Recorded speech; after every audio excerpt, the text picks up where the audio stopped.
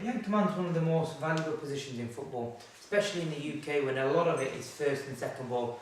We teach you in this position how to win the second ball. You hear lots of managers start second ball. The key is how to win it.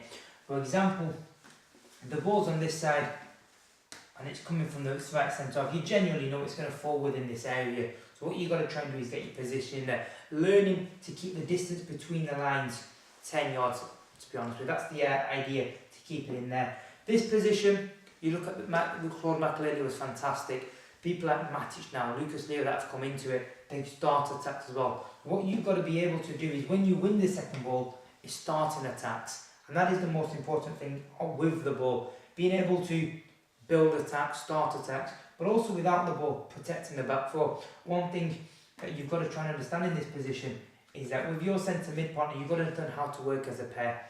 If the ball is on the right hand side and both of you are square, especially nowadays when people play number 10, that allows the ball in there. So you've got to be understanding that there's always a stagger in there. And with a stagger, it stops that free ball in there.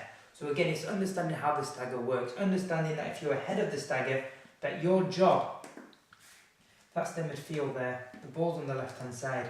And if this is where you are now, so there's your stagger, and you're ahead of that stagger, that when that ball is played, it's your job to go and press, but it's also his job to come in, and again, we can narrow in there to make it nice and compact. So it's understanding your role as an anchor man, understanding to break play up, understanding how to break play up, understanding you've got to be close to the centre forwards for the second ball and protecting the back four. That is absolutely massive. It's a vital position in football, and that's why they're paid so well.